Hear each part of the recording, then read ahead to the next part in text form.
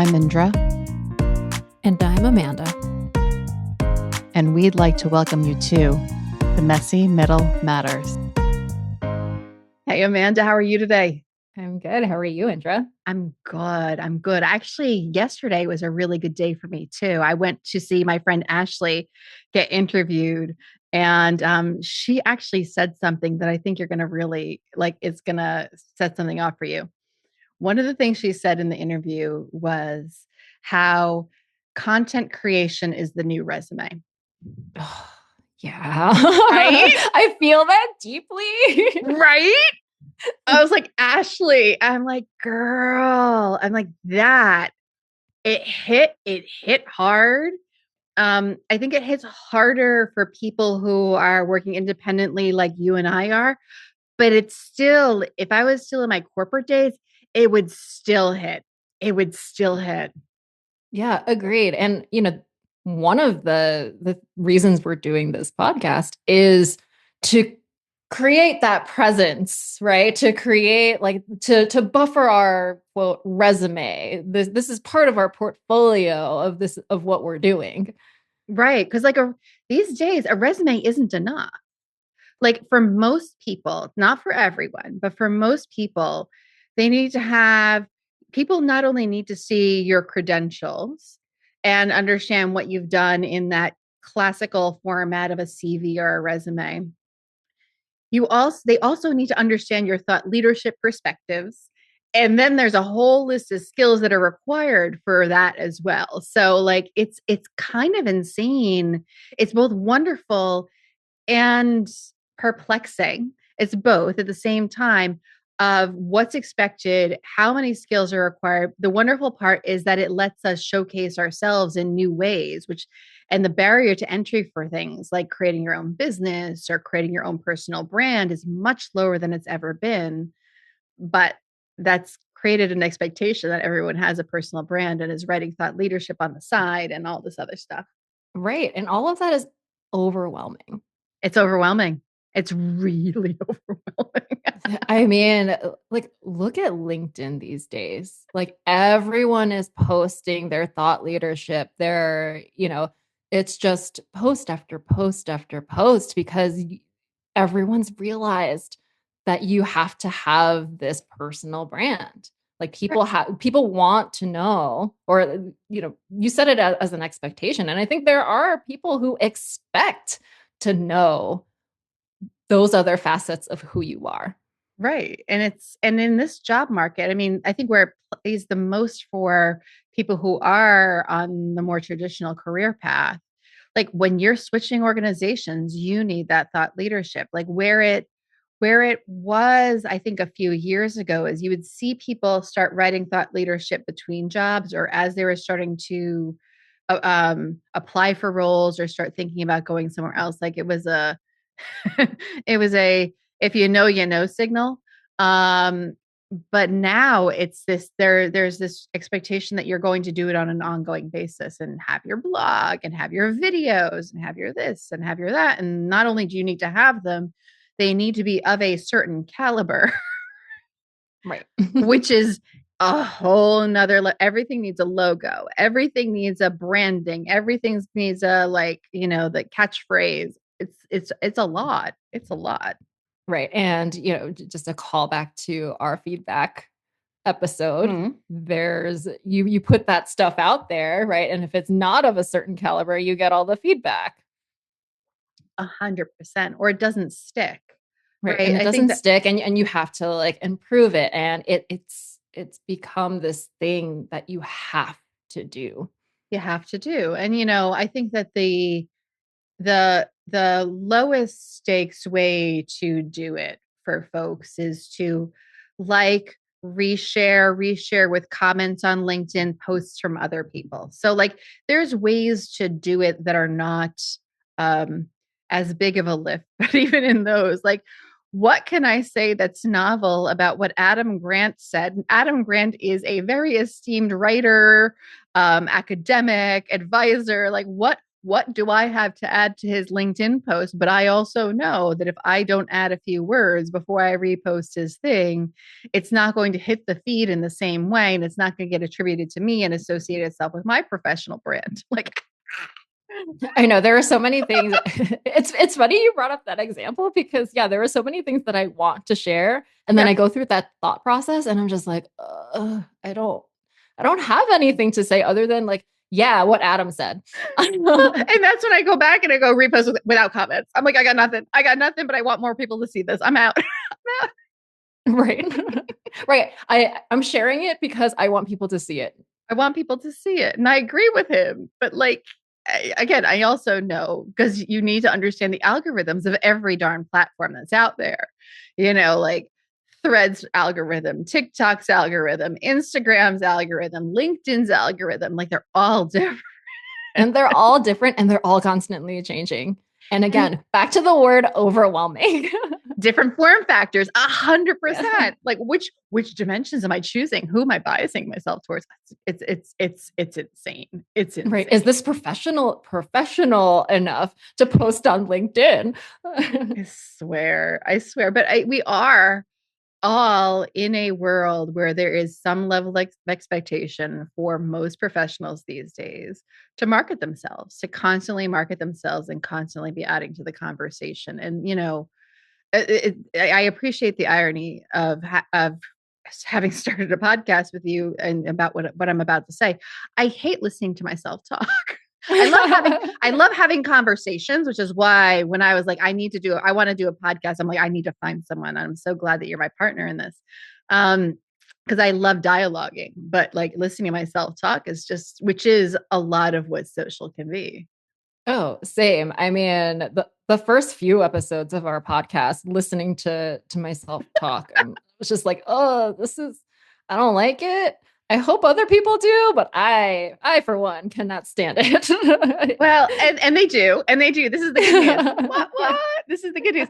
But the thing is, like, it's also like listening to yourself talk. I had to get used to it because we're doing this on a bootstrap budget, right? We're bootstrapping it, and I'm editing the podcast. I'm listening to the podcast. I've learned how to mix podcasts. I've learned how to, and I'm not saying I'm doing it perfectly, folks, but I'm like, with every episode, I hope it gets a little bit better, but mixing and editing and mastering and syncing the video from like after I've mastered the audio, making sure I sync it to the video, and then figuring out how to do the pre-roll and the post-roll and the clips and the conversations we had with the person who created our intro music on Fiverr. Like that's a lot of skills. That's a lot of skills that I never thought that I would have that have not been relevant to my job ever. But I'm glad they have them, and we can talk about the payoff of these skills, how they paid off even already for me. But like beyond the podcast, but like it's a lot. Yeah, you didn't even in that list. I don't think you even touched on the social media part of it. No, that's a whole nother thing. That's a whole nother thing. And it's like, oh, I now understand why a social media, manager is its own job. It's its own job. And like it's pretty wild. And um it's wild. It's wild, but it's all, and the thing is that it's all required to be successful. We'll have some celebrations as we hit the milestones, and y'all will see them on LinkedIn and Insta and whatever, because we have some really good milestones that are coming up as far as the podcast goes.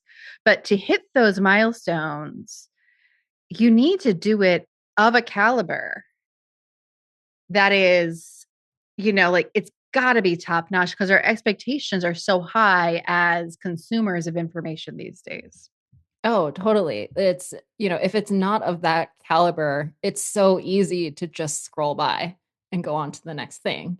Like, what's the hook, right? And we're constantly thinking about this. Right. It's pretty wild. But, beyond I could talk for days about the podcast stuff, and, I probably will create some sort of like seminar, webinar, real virtual someday for people who are thinking of doing it. Because while we're still in these earliest days and can remember all the bumps and bruises, I want to make sure we get it down for someone who wants to go down that route.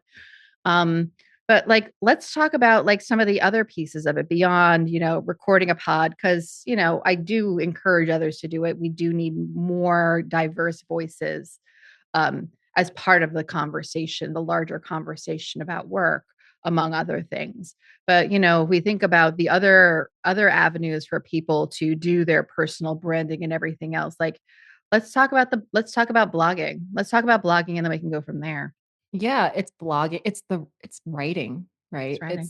It's having good writing skills. Yeah. And having good like public speaking skills.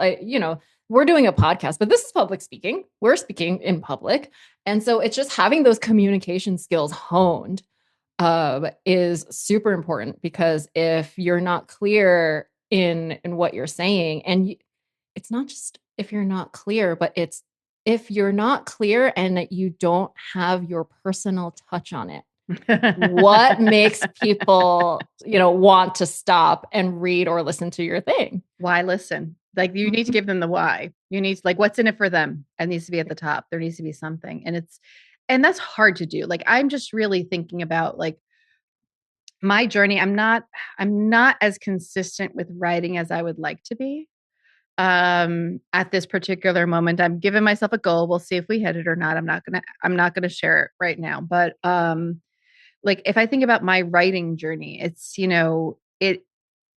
as I've dabbled, like, so most of my historical posts have been on Medium. I'm making the switch to Substack in the not too distant future. But the Medium posts, like, whenever I had something that I really wanted to share with the world, that's how I did it. It wasn't always easy though, because when you work for a company, especially a large corporation, there are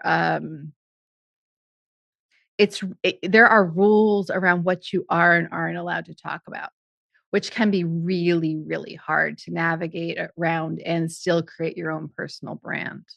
Yeah. You mentioned Substack. I've started writing on Substack. I've given Yeah. myself a goal of publishing something weekly. I was spinning my wheels a bit to find my niche, right? Like Hmm. what's in it for me. And I landed on the what's in it for me, or what's in it for them, is they get to know me better. Yeah. Like they get to know me better as a person. I'm not writing only about work related topics. Yeah. I'm writing about like, one of my recent posts was about random things that I thought about during my birthday week. Yeah. And I think that's a really great way for someone who's not in a position where they can post a lot because of all those constraints and requirements of their current role. Like, practice doing the stuff that you love. Like, or like, let's say you're into D&D, write a D&D thing, like, or, if you have thoughts on, like, what was it? Recently, Apple made announcements around their new design system. I don't know if it's a design system. They've redesigned everything, but like, if you have thoughts on that, and maybe you don't hit the publish button. Maybe you don't, because you're not allowed to for a particular topic, but practicing how to tell those stories. I don't know who said it recently that I heard, but like, by our nature, human beings are storytellers, right? Um, and like, learning and remembering and having the chance to practice the skills of telling stories is really hard. I mean, I've watched my communication skills improve over the past episodes. Like, with each and every single episode, I'm more clear, I'm more concise. I find my words more quickly. I speak a little more slowly. I do still speak quickly. I'm not delusional on how quickly I speak, but I enunciate better. I still swallow the ends of words, but I'm getting better. But you need to go to the gym and practice these things so that you can tap into them when you do need to, like when you are called on to be part of a panel discussion. You'll already have some thoughts on how you might communicate that out with somebody else, right? Yeah. I was smiling the entire time you were saying that, because I wasn't sure if we were going there, right? But of course, it comes back to a common theme on all of our podcast episodes of like you just need to practice doing the thing. Life is one big giant practice who session. Who are we kidding? Right. Who are we kidding? We're Yeah, never going to get and I anything think perfectly.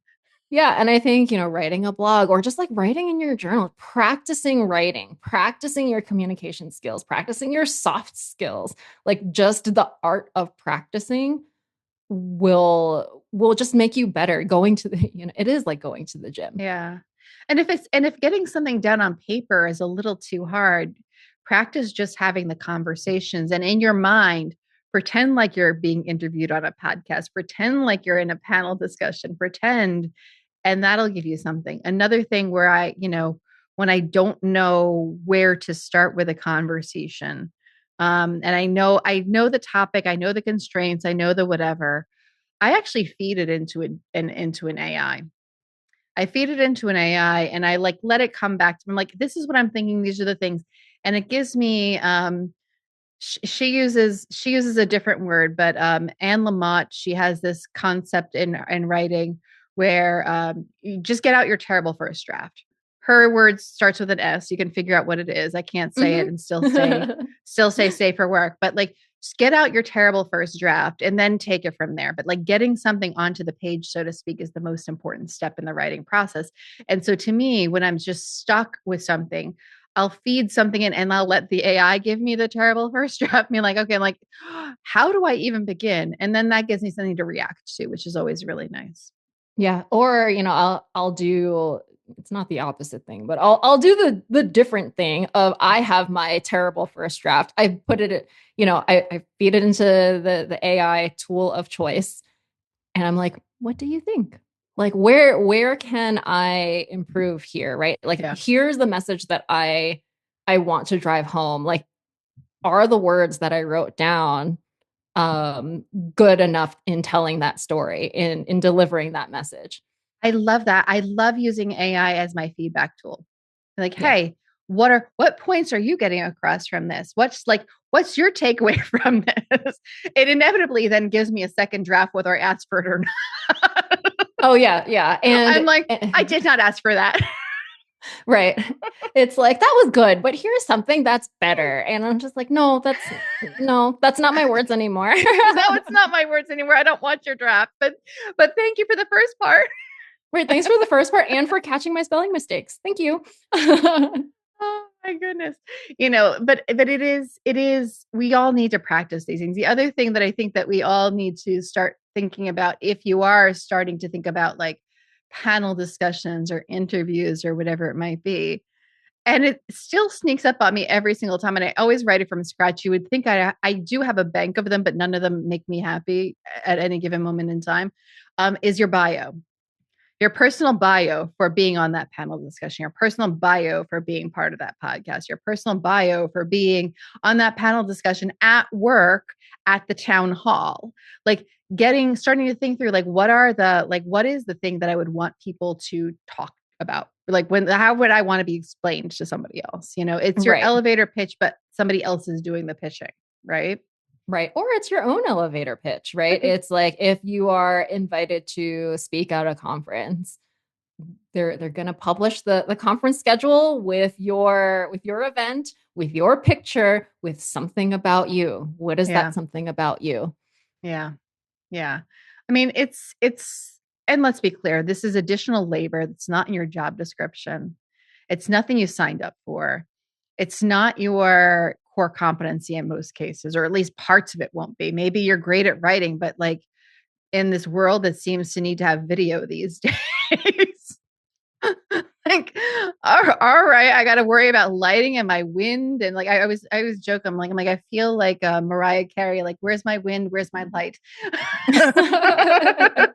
um, but there will inevitably be something. And, I'd say be as gentle with yourself as you can. Set realistic goals and expectations. Like I have a very high bar for myself. It's a stupidly high bar.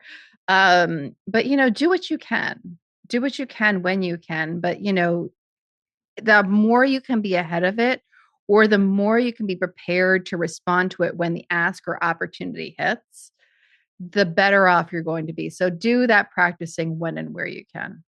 Yeah, the practice is so essential. And I think the need to market yourself has always existed. I Sure. think it's just existing in this overdrive state nowadays. Exactly. Like that's kind of what Ashley was saying when she said this. She responded to this question like, yeah, communication or no content is the new resume. It's like Right. it's and you It's just can't you're everywhere, or you and you can be everywhere. and you can't just have content, to be very, very clear. You also need your resume or your one pager or whatever, like depending on what you're trying to do, if you're running your own business or if you're there, but like they're both kind of they're or people need to at least be able to see the potential for it, Yeah. right? If you're not there for publishing it. So, which Yeah. is And yeah, go ahead. you said content, right? Hmm. Like depending on what, you know, what your brand is, coming up with the content is its own thing. It is. I mean, and like I hadn't thought of this prior to now, but like like if I'm thinking about a software engineer, maybe it's contributing to conversations on Git, right? Like and adding perspectives there, right? I am not a super Git user, so like y'all have some grace with me as I'm talking about things. But there could be other things, or like if I'm thinking about the design ops community that I'm a part of, like being an active member in the conversation on Slack. Maybe it's that, right? Or maybe it's somebody who shows up to maybe it's being the person who shows up to the meetups that happen for your particular career industry, whether they're live or virtual. Like all of that stuff builds and builds and builds. And that is part of it and part of the creating your identity. So I don't want anyone to feel like, oh my God, I'm so overwhelmed. There's too much. Like I've already got so much pressure. I can't do it. There's lots and lots of different ways to do this. We've been just talking about some of the ones that we've been facing the most lately. It could be really just being a member of your community, an active part of the community that is beyond your immediate organization. It could be the active community of your company or the community of your craft or a community of whatever. Yeah. It's your presence, whether online or in real life, right? And it's the presence that others can see.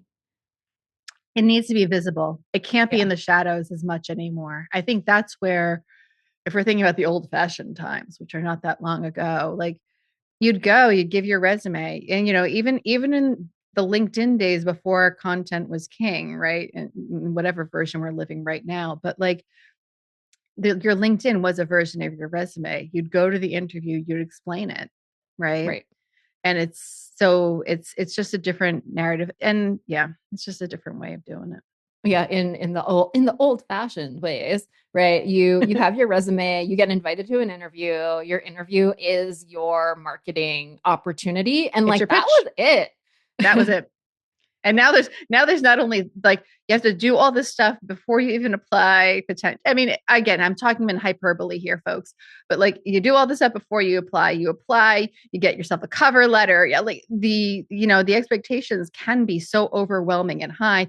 You go to the interview, you do the interview, you got to do a mock exercise, you got to like like the loop, then you finish it, and then on your first day of work you're expected to post on LinkedIn with this like pre-crafted email that you're supposed to make yourself, or a pre-crafted post that goes on LinkedIn with your, yay, I'm so excited to be part of company ABC. Like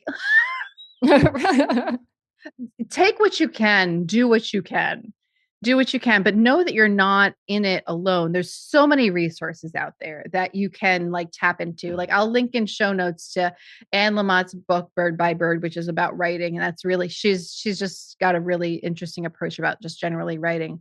But you can go to TikTok and find ways to find videos on that stuff. You can go to Insta, do the same thing, LinkedIn, do the same thing, YouTube, do the same thing. Like just find the different ways to just at least get familiar with it so that you're ready when you need to tap into it. I would say that would be, in my mind's eye, the baseline expectation or the baseline hope for everyone listening. Expectation means I'm going to follow up with y'all. Y'all are adults. Y'all get to decide what you do and don't. You can give me the middle finger, so to speak. That's up to you. But like, I would say that to me is like I The would call takeaway. it, yeah, Yeah, the takeaway from all of this, right? Of realizing the environment that we're in right now, the yeah, digital age or whatever you want to call it, yeah. where there's LinkedIn, there's TikTok, there's Instagram, there's Substack, there's there's all of these, there's podcast platforms, there's all of these different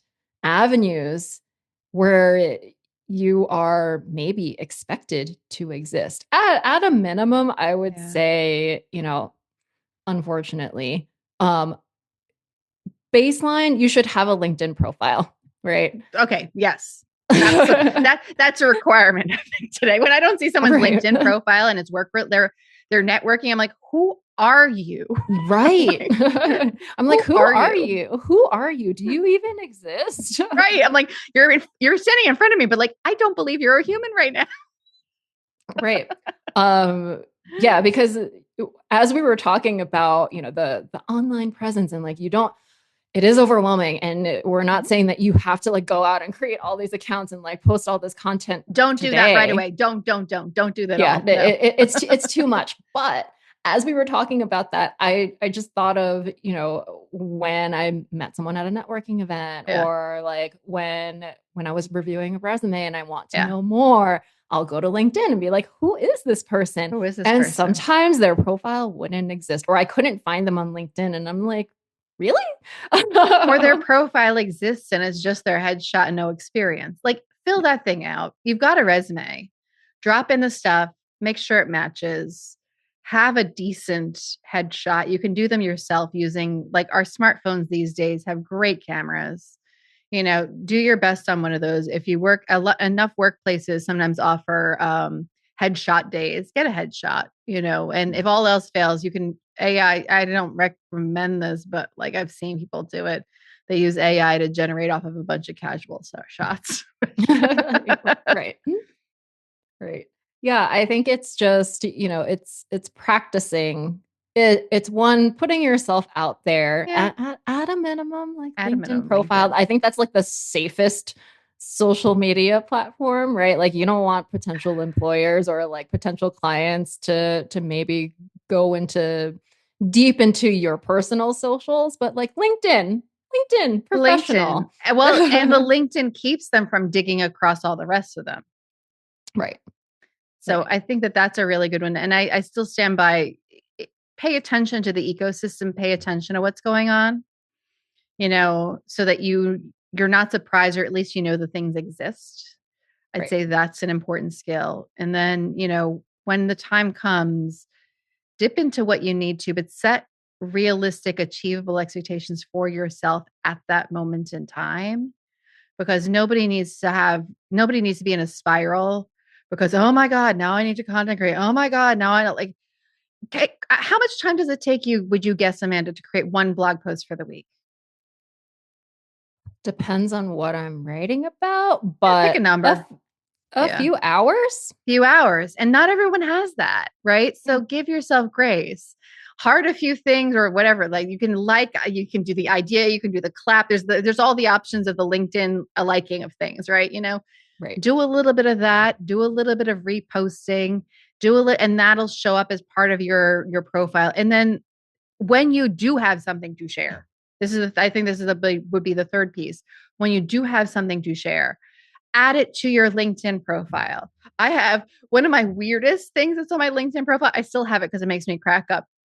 I've over the course of my career, I've been very good at getting the quarterly awards of like, you're the best of, like, here's a pat on the back trophies, right? I created one for the team that I was supporting at WeWork. It was called the Red Tech Silver Hard Hat Award. And they also awarded it to me. Whenever you get those things and you can add them to your profile, add them when you have something. When you are featured in a panel discussion, add that. Like, those are easy. It was done for you already. Add it to your LinkedIn profile, and it'll just build and build and build over time. And then one day you might be a full-time content creator. Who the heck knows if that's the career path that's meant for you, but you don't need to do that. Yeah, I'm smiling because as you were saying that, I thought of my own LinkedIn profile, and I added to, like the tagline. Yeah. Oh, the tagline, yes. Yeah, the tagline that I'm co-host of the Messy Middle Matters. Play with your tagline. That thing is fun to play with. I mean, and test and learn. See what goes. I used to have a really steady one, and I've been like messing with it a lot lately. That's actually a fun place to like, what's my identity? Because that's the first thing people see on the search results. Right. Right. They see your name and then they see your tagline. Yeah. And, back when LinkedIn was only a version of your resume, Yeah. right? Yeah. Yeah. Before all the content creation, social feed Yeah. stuff. Yeah. Yeah. Yeah. Yeah. Most people's taglines were just their most recent job title. Yeah. And now it's like lots and lots of characters of all the roles of like thought leader, storyteller. I think you only get 200 characters. So you got to get really tight on that. It reminds me of the early Right. days of Twitter, right? Like when you'd have to like, you're like, got to be tight with your mind. But if you don't know what to do, use an AI to give you some ideas. What it gives you back might be not overly useful as is, but it could light the spark for you to come up with the one you need. Right. It helps you brainstorm. It It's helps a brainstorm. sparring partner. This is a good sparring partner. Okay, so what were our takeaways? Our takeaways were make sure you have a LinkedIn profile. Um, Pay attention to what's going on in the ecosystem. And then what was the third one? Oh gosh, I had a third one. Yeah, we had a third one and it If we just said it. we'll go back to the notes. We'll go back, but there were three, and I'll make sure that it's in the show notes, and we'll probably have some sort of graphic that we create with it. But it's I'll make sure it's in the overlay of the video. I'll add the third one. We'll make a nice little list. But keep it easy, keep it achievable, keep it what you can do. Maybe that was the last one. Do what you Yeah, can. like Oh, don't that put was the third one. that. Okay, I got them. Make sure you have a LinkedIn profile. Pay attention to the ecosystem. And when you have accomplishments and things you can add to your LinkedIn profile, add them. Yes. Yes. And fourth, which should really be the first, be kind to yourself. Yes. That's Yeah. Be that kind. is that's number one on the list for everything. Give yourself grace. Give yourself grace. Because it is a lot. Like lot. we talked about all of this and I don't want to come off as like, you have to do all of these things, but we've learned to do all of these things. And we're not saying that like all of this is necessary. We're recognizing how much stuff it is and how much time and how much energy and how much just like mental capacity you need to make it content creation your resume. And it's not, yeah, and it's not for everyone. It's not realistic. It's not realistic. The expectations people have are not realistic. So when you don't meet those expectations, give yourself grace. Right. Give yourself grace. Like just remember that it's all practice and just try to practice as much as you can. Yes. I love it. That's a perfect place for us to wrap the conversation. Amanda, yet another thoughtful conversation that we get to have. Hopefully our listeners got something out of this, got a little commiseration, maybe some tips and tricks they can use. And so I hope that everyone joins us next time when we cover another topic from the messy middle. Bye, everyone. Bye.